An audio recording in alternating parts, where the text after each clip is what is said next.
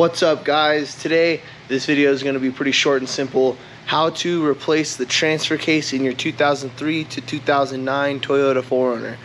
It's essentially the exact same for the V6 and V8 models, so this applies to both of you guys.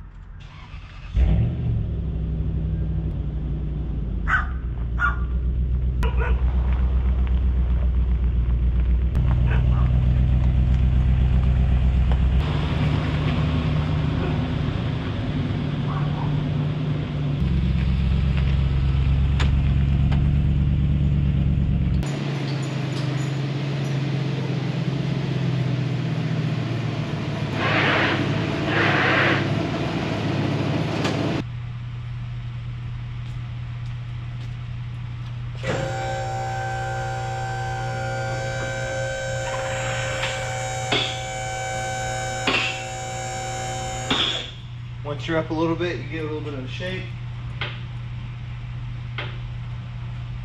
Looks good to me.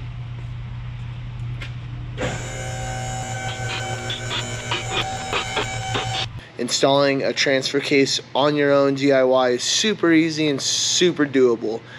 It doesn't take a whole lot of skill. It takes very few tools, and it's really something that can and should be done at home. There's no reason to pay someone else to do this. There's no crazy moving parts or anything like that. So let's get started tearing into this 4Runner. This is a 2004 V8 Toyota 4Runner. It's my wife's truck. Mildly built. It's got like a mid-travel front suspension, uniball, Heimed upper control arms, aftermarket coils and springs. We've got about 12 inches of travel up front, and I'm not sure the rear. But it does good. It does great off-road. It's time for new shocks for this poor thing, but no big deal. She still rides absolutely great, and we are doing this in preparation for our trip this weekend. So it's Friday. I'm going to try and get all this done today. We've got a lot to do. Here's the used unit we're putting in. Lower miles, definitely works well. No bearing whine. The transfer case I'm pulling out, I ran a little low on fluid and it's been beat and abused, so she's making horrible whining noises, as well as not disengaging for low, and when it does disengage, we have absolutely no power. So there's something in there that's not working. I'm not too worried about it. I have an extra one, so let's get started ripping this thing out. It's really easy, so yeah, let's get under there and start unbolting bolts. First things first, we're going to remove the drive shafts.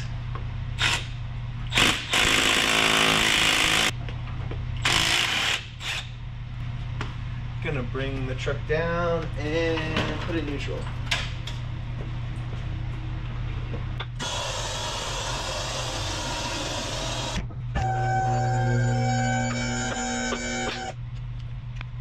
Okay, now we've got it in neutral. Make everything quite easier for removing these drive shafts.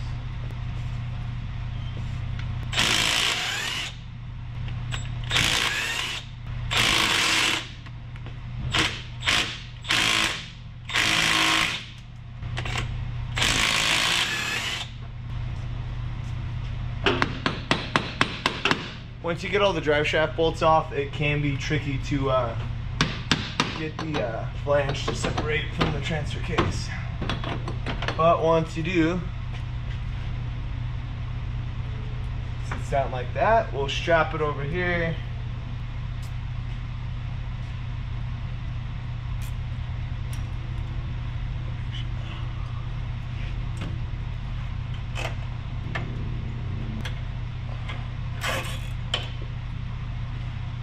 Get that drive shaft pin out of the way, and we'll get these bolts off for the front drive shaft.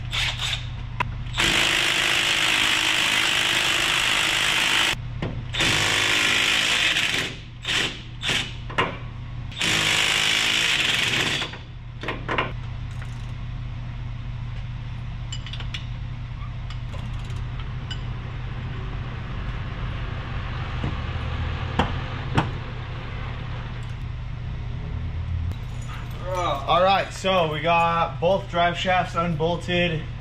Again, you're going to need your hammer.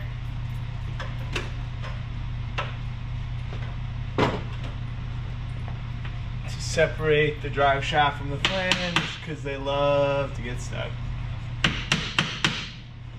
couple whacks while pulling on it, and she separates.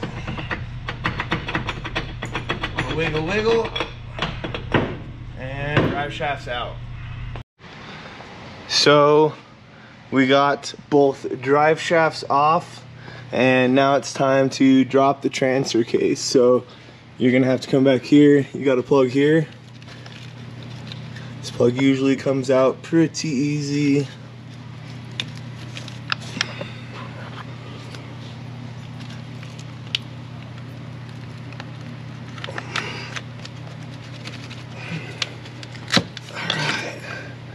That plugs out. Hopefully I didn't just mess up any of those clips. I've had problems.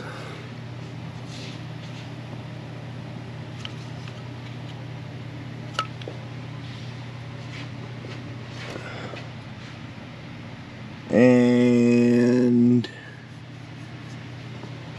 once you get this clip undone, I believe there's just one more. Or there might not be any more. Yeah, it's just the one clip on the transfer case.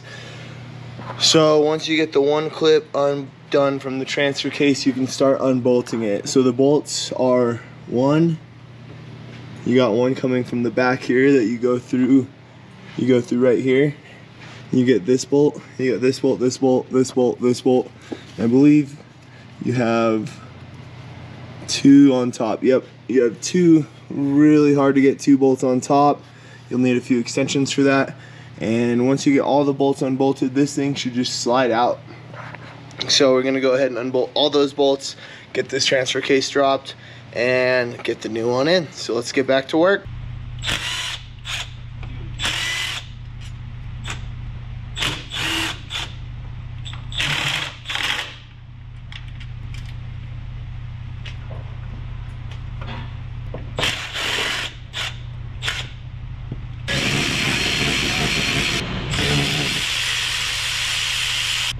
Alright, so we got all 8 bolts out that hold the transfer case to the transmission, and all that's left now is to pull the transfer case down. So I'm going to call Nicholas over to give me a quick hand. They're not too heavy, but it's a lot easier to do with a buddy. So pull the transfer case down. Ready? Yep. Gentle. Oh. Alright, you got it? Got it. Wow, that smells so burnt. So burnt. Alright, and that's how you remove a transfer case. So you can check your seals in here. They look pretty decent. I'm not going to replace them because it's not my style. Wow. I don't know what that bad bearing noise in your transfer case is, but Oh. what? I didn't just lose 4-wheel drive. You lost your center diff. Yeah.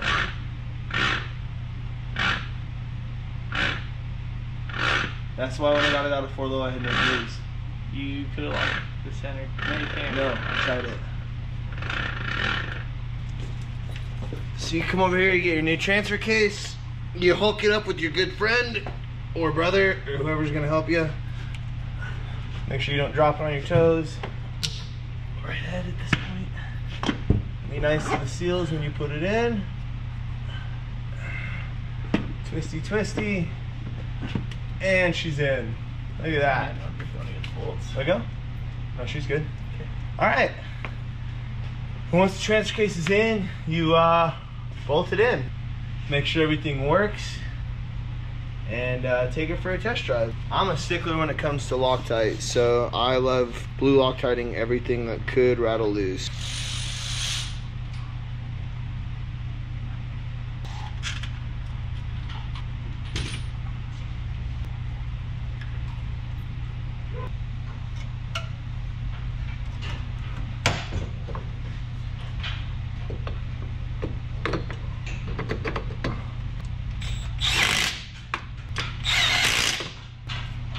Tools.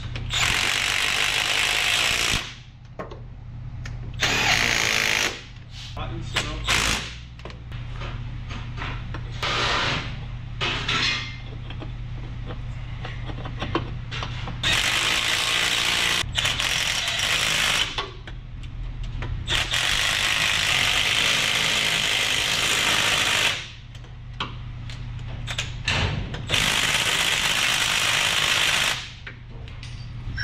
And once you have all your drive shaft bolts back in, drain and fill your transfer case.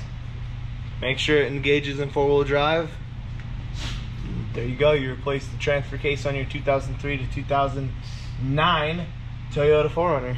So it's pretty much all she wrote. The same applies for FJ Cruisers, 5th generation 4Runners, and I'm pretty sure 2nd generation Tacomas. So all the same transfer case, all the same, pretty much essentially everything. So anyway, I appreciate you guys tuning in. More tech tips coming soon. I will be doing a bunch more maintenance on this 4Runner. So anyway, thanks for watching. If you like this, subscribe, hit the like button. If not, well, I really don't care. I'll catch you guys later.